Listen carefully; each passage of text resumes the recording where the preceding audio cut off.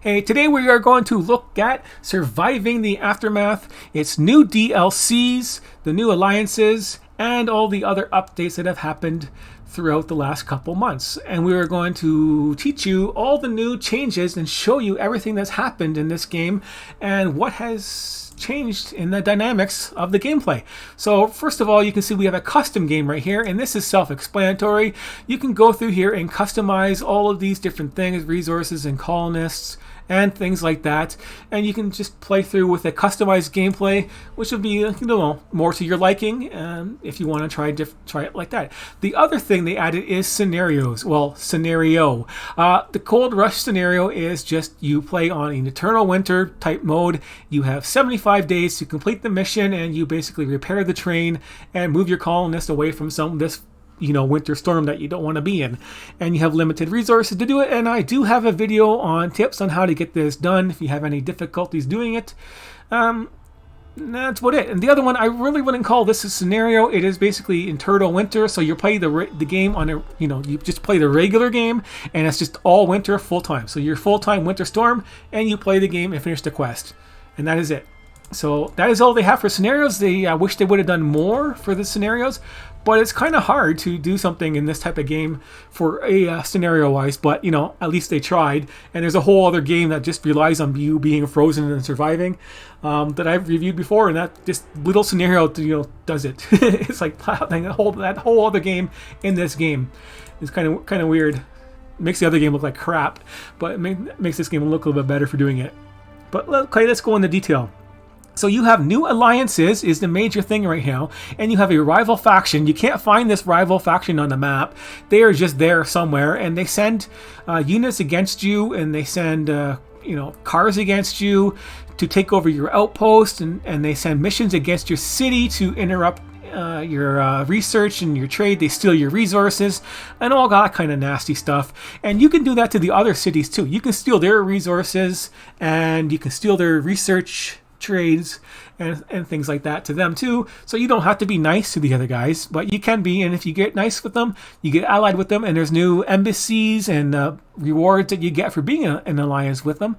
And if you get an alliance with all of them and your population is greater than the rival's population, you can form a federation, and that federation is stops all the bad effects in the game that you didn't have before. So it makes it a lot easier to play through and stuff like that. So as this is loading up, we will show you what is going on. So first of all, with all these new things going on in the world map, your specialists are going to be out in the world doing their business, and you're going to need to have more guard towers inside your city. So excuse me, I highly recommend you build a whole bunch of guard towers all over your city, anywhere you can, like all over your area, because your specialists are going to be really, really busy. So let's get into why they're going to be busy. On this here world map right here, as you can see, of course the world map is going to be random. You're not going to have the exact same formation as I am. You have the 5 cities out here, and you have your outposts like this. So what is going to happen is, let's go to these guys in combat to show you. So you're going to get missions from these other cities. So this city has a mission for you right now. Well, it doesn't have a mission for me, but it doesn't have one. No request available. That is just guys. So what is going to happen? There it is right there. So yeah, there it is a mission, but I just bad at showing it to you. So you get missions like this where the rival faction will take over other buildings nearby, and you have to kill them. So you have the rival faction will do this to these random buildings throughout this game, and they stay there permanently. So this will make it harder for you on the world map. So these other guys will take over these other random buildings where you have to normally send your specialists to get the resources from. They'll be guarding it. So there'll be more guards and more of the buildings. You will also have a thing will pop up here with the other guys. Let's say enemy spotted. They will send vans of guys like this, just a regular van with guys around it. They'll send them towards your outpost, and they'll take over your outpost on you. And those outposts will stop functioning, and then you can't use them until you kill them. So you have to go around their map and clear out those guys. The other thing that they have on the map is, let's go to the other guys closer. No, I guess it was them. Yeah. So over here, there it is right there. So over here you have other guys like this on the map. So these guys don't really do anything. They just move around. So this guy's traveling way over here somewhere. They travel randomly from one spot to the other. And if they come across your specialist, they'll attack them on their own. And that could be deadly because these guys are deadly fanatics. And as you can see, there's 12 of them in this unit and they do 6 damage each. And they can pretty much kill a specialist in 1 turn, basically, if they get caught. So you're going to have to watch out for that and send your specialists in groups of 2 or 3. And for these guys here, you're probably going to need 3 specialists to kill them. And it's very combat intensive now on the world map. And your specialists are going to be really, really busy. So I recommend... for all these cities here, I didn't really want to click on there yet. So all these cities in here, I recommend building outposts nearby that have healing. So I have no healing near these people here, but this is near my town, so I really didn't need it. So these guys are really close. But on the other ones over here, these guys are far away. Get out of there. These guys are far away. I really recommend building a couple healing outposts, medical outposts, nearby these cities so you can complete their missions that they want you to do and heal yourself up effectively and then have somewhere to go to do your regular stuff, because you're going to have to do lots of your regular stuff, clearing out the buildings and taking a lot of damage. Your specialists are going to be so busy and you really, really need guys, all of your guys, to have a lot of attack. So I really recommend you have all your specialists have like 20 attack at least. So get those good guys that have the high damage to help clear out all these extra threats and extra healing posts. So just one isn't going to be good enough. You probably want them closer. I wanted the resources up here, but yeah, I guess I should have sacrificed. That would have been easier for me to do, is sacrifice, one of these fun factories in here and build a healing place right out here instead. That would have been better. But so just for you. So now you know. Okay, let's go on to some of the other new functions on these societies. Right here is the request board. So there's a request board, and how to navigate this system here is basically simple. They give you right here, defeat the bandits. So those are the bandits that popped up there. You got to go there and kill them. You claim the rewards after they're done. And this is not an example of the regular time that you have. 15 days is a lot of time. At the start of the game, it's more like 7 to 9 days. And your specialists do not have enough time to run across the whole map, get to where they need to be, and do what they need to do to finish the request in time. So you might end up failing a lot of these things. And if you fail too many, you lose reputation. So you gain reputation, but you will lose reputation if you don't do it. So the trick is, don't claim your rewards or claim your failures. As long as you don't claim them, they won't have new ones popping up for those cities. And you can have all 5 of them sitting here and not claim them or anything like that, and new ones won't pop up, and you won't be losing a whole bunch of reputation, because if you lose lots of reputation, you won't be getting allied with these guys. So here are the bonuses and negatives, or most of both bonuses, that you get for being allied with these other troops now.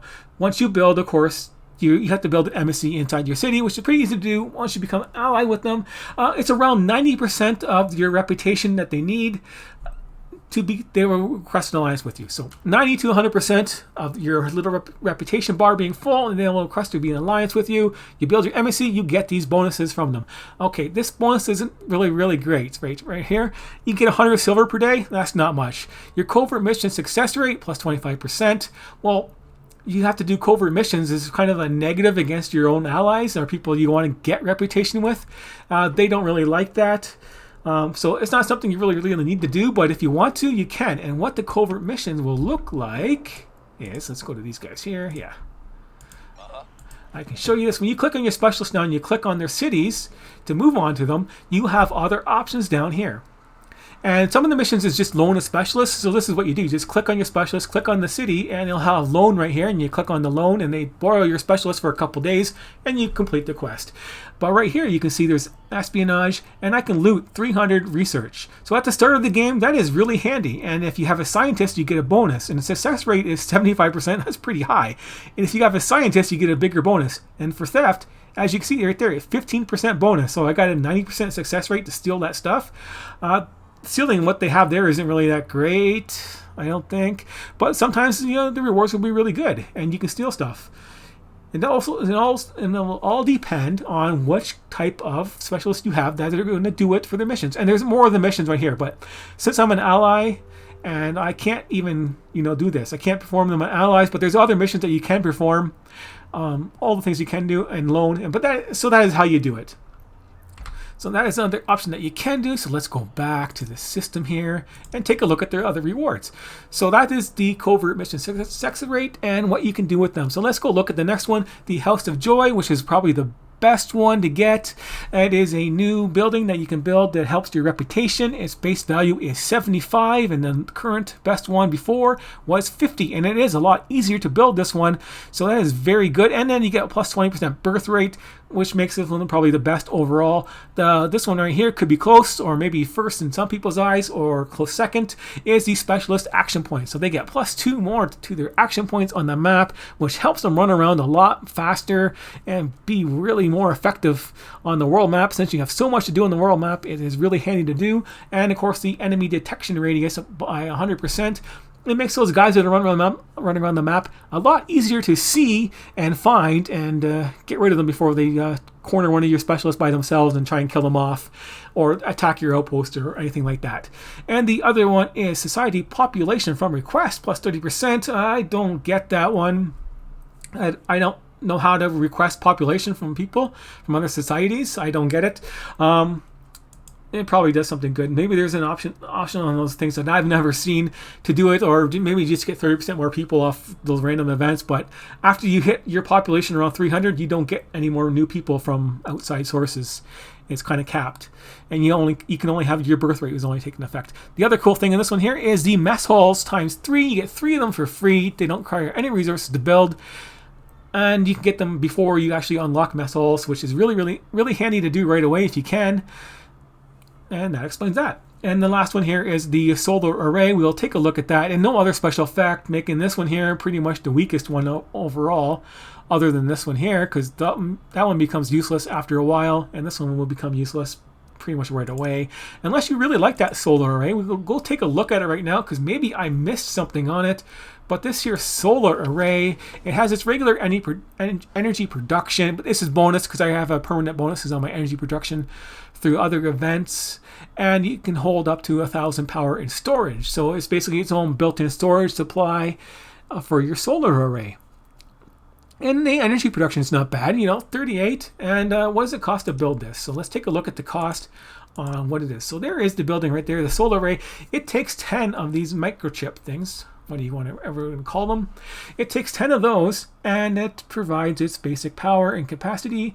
And since it's a solar array, it only works in the daytime, so it's only half the power you're going to get off of it. But it stores its own power, and we'll take a look at the solar panel. So it's way better than the basic solar panel, but it takes more resources, and it has storage. So if you're into solar power and stuff like that, this will take a different kind of resource, and you might have more of those chips, but those chips are harder to make, and provides more power and stuff like that. But it doesn't compare to the wind turbine. It does more power, obviously, and but it's only half the power and capacity. So they are pretty good, but later on in the game, if you played it, those chips are going to be limited. I have a loss right now of those electronic chips, but at the start, you're going to be very limited in what you can have in those, and you're going to need a lot of resources and endgame stuff to actually build chips like that to mass produce them. So I basically stick with the other things right there. And here's the other building that you get with the new quest lines. This is the other one right here I wasn't talking about yet, but it is the Martian wind turbine. It is not better in any way. It's just there, basically. 16 power for your wind turbine and 25 for the resources. This one only takes 20 of your components. So this one takes 20 components and does 16, and this one takes 25 components and does 16. I don't really see much of a difference. It just looks different, and this costs more to do. So I really don't see any bonus in that at all. And why they have that? It should have been more power. It would have been better. Just a little bit more power on it to make up for the 25 components that it's being used, or less components would have been better. But more components for the same power? No, thank you. So let's go on and take a look at the other things, which is the House of Joy. We have to show you that. So the House of Joy, we'll take a good look. Let's go look over to the entertainment system I got over there. So there is the House of Joy with its 75. It only takes 12 power versus the other arcade, which is 50 and 30 power. And the resources to build these, click on it, click on the happiness properly. There you go. Let's go over here. The resources to build the arcade was 50 of those electronics and 85 of those components. And of course the power thing right there. And the House of Joy, it only takes 20 components. That's it. And it takes less fun boxes too.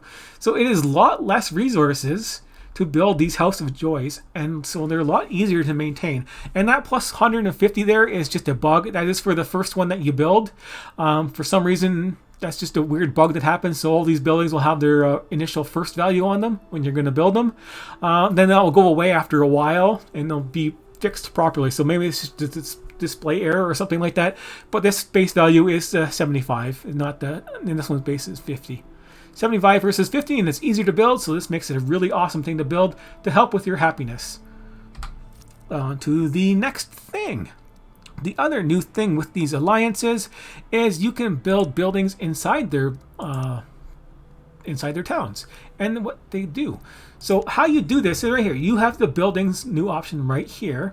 And you can see what the embassy bonus is right there too. But this is the buildings option. You click on this, and then here are the buildings. These slots will be empty. You just click on the slots. You can't do it now that they're full. You click on the slots, and then you'll have a list of buildings that you can build that you have unlocked on your tech tree. And this is the benefits that happen to them right here. And so those are the benefits. And as you can see, the kitchen, for example, I'll get back to it and I'll show you the tech tree in a second, but I'll show you the most important facts about some of these buildings right now. Is like the kitchen, it gives you +2 population per day. That's why they have such a high population. And you get additional trade resources, and that just means these guys have cooked food that you can trade off of them in their town. And for the greenhouse, which is down here, it is +2 population per day too, and you get additional trade resources, and the greenhouse provides the basic foods that you grow. So anything that you can grow in a greenhouse, you can now is available to buy randomly, just one at a time. So right now I think it might be soya beans or something like that you can buy off of them, which could be really handy in the internal winter level to build one of those. And you only get access to the first 3 buildings, first 3 building slots to be specific. And then later, once you have higher reputation, you will unlock the last 3 slots. And you can't delete these yet. Maybe they'll add that in the thing there, but you can't delete these buildings. So what you pick is going to stay, and so you're going to have to choose these buildings carefully. And like nice housing, it just provides +3 population per day. So it adds an extra boost to your population being the highest one. And then you have other buildings like trenches, where the defensive buildings that have their bandit raids. It lowers your chance of them being successful. And gate fortifications and stuff like that, which, what does it do? It doesn't say. That's the bandit raids are 3 days slower for the trenches, sorry. And that was the bandit raids are successful. But yeah, you get the idea. You can build defensive buildings that help against raids against these societies, but since you don't get anything or benefit from them, I saw no benefit from these really. They really didn't benefit me in any way. They were just, maybe there to help them out, I guess. But yeah, here's the trades, and this guy's been traded already for his good stuff. But yeah, these little symbols right here, you can see these are from the buildings. So I have the extra things. I have soya beans and vegetable meals, which you can see is a big in numbers. So you have lots of options to buy for extra food in case you run into problems off of these other places. And these will be random, like, all trade yields become randomized after every couple of days on what you can and cannot buy from them or trade from them. But, trading is the main thing you can do in this game. I found it the best way to get your reputation up. You buy them symbols like that and you sell them those. And I have like tons of fish to sell them for food or money left over if I really need to. But yeah, so let's go into those other new options right here. Let's check out the tech tree and show you the information on there. All the rest of the tech is basically the same. These other tech trees have not been changed at all. It's just adding a new one. And this is the new tech tree right here for the new alliances. The green ones here represent the buildings that are being built in the other societies that I showed you just right there. And the orange ones here are the buildings that you build in your city to protect yourself from those raids and stuff like that, and negative effects that you can do to other cities. The rival faction, they do them to you. And it can be really annoying or devastating depending on which ones they are. So let's take a look at these ones right here, and I did not show you what the schools did. The schools give you 10 reputation per day, but once you have maximum reputation, that school becomes useless, and that takes up one of those 6 slots, and you're done with that. You can't do anything with it. Excuse me. And the other one right here, we'll take a look at taverns and kitchens. We saw the kitchens, and they unlock more food, even better. But the taverns, they just give you a little bit of, silver every day. And it wasn't really interesting to see it. So extra silver every day isn't really a very useful option in my book, and takes up a slot. And the other one over here, we'll go down to the trenches. We saw those, and trading posts. Well, we saw those. I didn't really show them, but it's a 30% boost on their speed for trading back and forth. And I picked that one because I like the faster speed. That's kind of handy. The next one here, we have basements and research. So the other building you might want to build is a science research base outpost in their towns, and they provide 20 research points every day. So that's pretty good. Pretty good. 20 research points per day for free. It's an option you can pick, but by the time you can build it, unless you focus on building them right away, then they're useful. But if not, then they're not very useful. It's up to you on how you want to go. I definitely recommend you building the schools and greenhouses right away, and just build the greenhouse maybe, and that's about it. And then carrying on from there as you see fit, of course. Now, let's take a look at the other ones, because the basements, we didn't show you them, and they just protect from against raids. So if these colonies gets raided and you have a basement, they will lose less population, and I don't really see much effect of them getting raided at all. It doesn't show you, so I don't really care about it. Houses and hotlines, we saw what the houses do. They're the best for population. The hotlines, they don't really do anything. They just give you, I don't even remember what they give me. They were just basically junk. It's just one good and one bad thing that you get unlocked. And it's just all, it might help you against raids or something like that, and slow down their times or something like that. I forget, and I couldn't really show you. Sorry about that, but I really ignored it. It wasn't really that great. And we will look at the next one, and we have rentals and gates. Well, we saw the reinforced gate. Oh, no, we didn't really see the reinforced gate, but that just, helps protect, or we did. It doesn't matter. It just helps protect those outposts. You build them inside those outposts, and the rentals pretty much suck. They give you population, lower population than the other ones, and they give you a little bit of income. So they're an option to pick if you want more things like that. And we did not see what the hospitals do, and they just protect those other societies from losses against raids. So if they get raided by other people and they take damage, they lose less people. And since the new alliances are based on the people, you might want to do that. But I never built any hospitals, or very much for the protection, and I didn't really see much effect on their population at all. So I don't know how much effect it's really going to have for those things, and why it is the last one. But they maybe they should have done more on the reporting. When they didn't do anything on the reporting on what happens when they get raided, or if they get raided. I think I stopped all the raids before they got there. I don't know. It's pretty simple.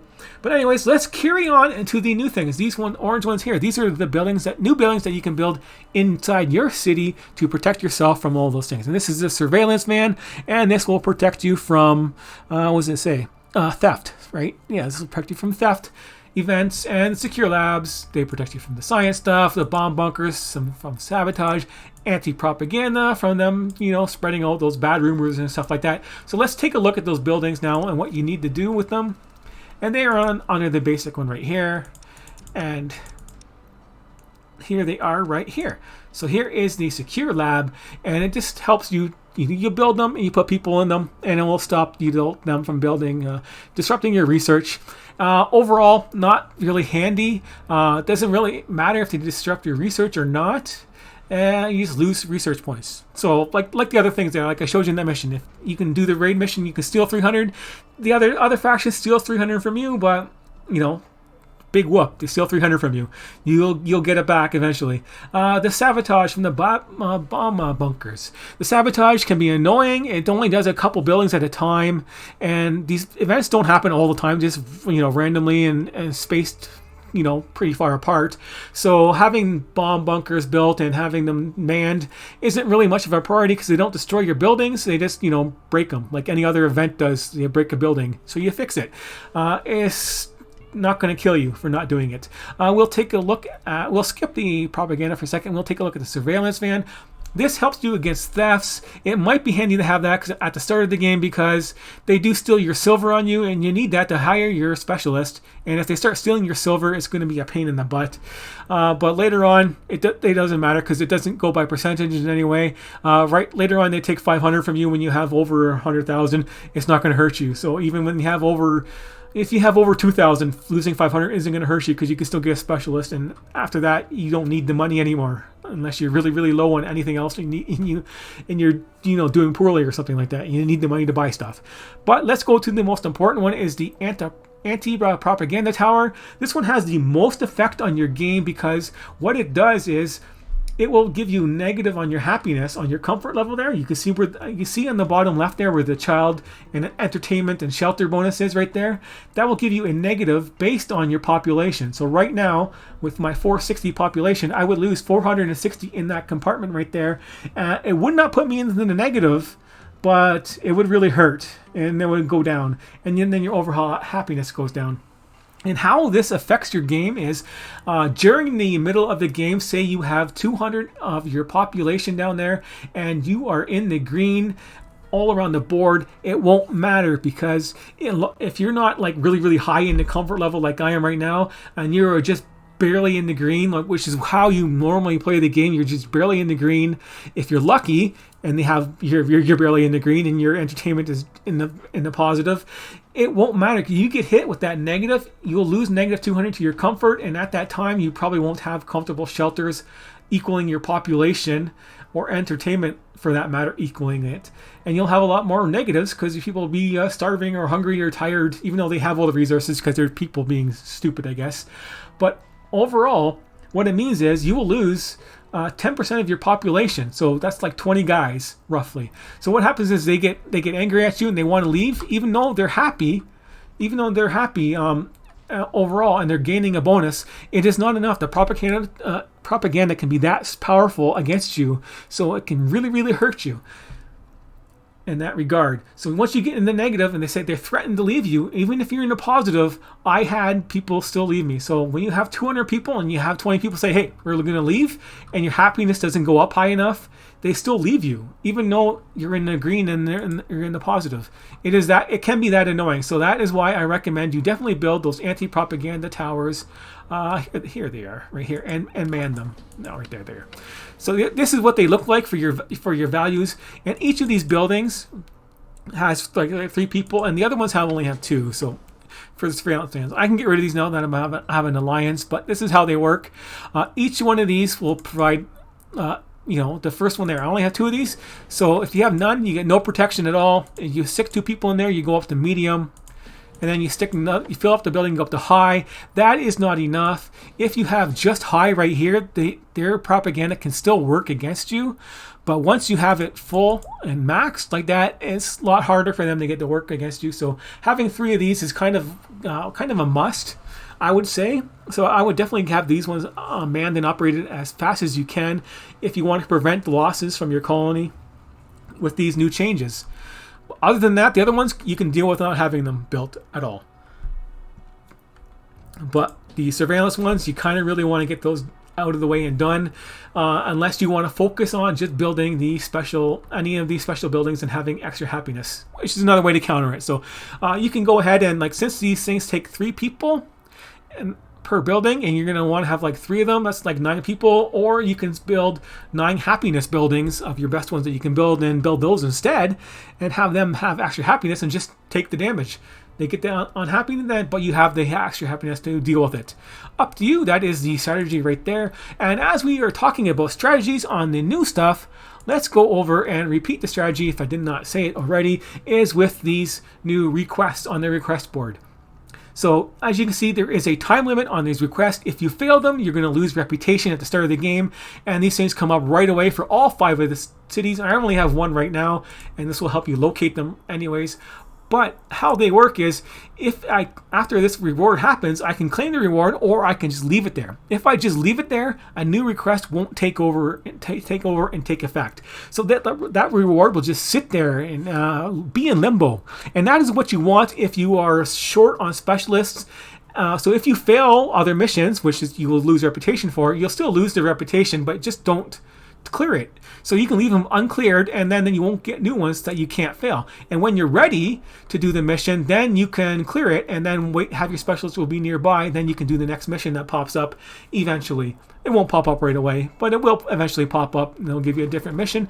But if your specialists are really, really far away, like this is far away from my city, if I had no specialist nearby, and my city is way over here, it's going to take them 4 or 5 days to get over here normally. So they wouldn't be able to go over here and complete the mission unless they were full health and ready to go. And health is an issue on the map, so definitely build other healing outposts nearby, all these places to help you out with that. So let's carry on, and I think that covers all the main features. The other features are basically on the updates and stuff like that. Is your people will live and work closer together now. So these people here will try to move into the house that's right here, because that's that's the closest house. So those people will try and live in those houses if they can. So that will help out with work efficiency. So you can have houses near your workplaces, and those people will try and move into those places. The other thing you can do to increase your efficiency is requests on your buildings. So right here we have these are the cookhouses right here. So we have a nice little place right here, and in those cookhouses they need what did they need? They need meat and food, fish, right? So I've put the little food storage right here, and I have requests for soybeans and fish. So they have your runners will run up the food and try and fill this up as quickly as they can, and then these people here will take those resources, and they won't not have to go far. They just got to travel from here to there to get the resources. And they need wood too, so this one right here should have wood. It does have wood. So yeah, requested some wood on there. So they have wood. So these guys do not have far to go to get the resources that they need to operate more effectively. And that's what you can do with any of them. So any of the buildings, you can do that with too. Like for the components, you need lots of those right away and stuff like that. And you can request the mats to be right beside them, and they will have access to them a lot faster than running around the whole map, going to wherever they are being produced and stuff like that. So that's going to help out with your logistics. Other than that, that is it. So I think that covers everything on these new changes and what they do. Everything else is the same. So thanks for watching, and I hope all these tips there that I helped you with help you with determining whether you're going to play this or not, and what you can do to mitigate some of the bad factors and take advantage of the good ones, like building a whole bunch of these ones here, because those are really nice. That is it. So thanks for watching, and I will see you next time. And I'm probably going to play it on the Eternal Winter and try that challenge out and do that and maybe stream it. So thanks for watching, and I will see you next time.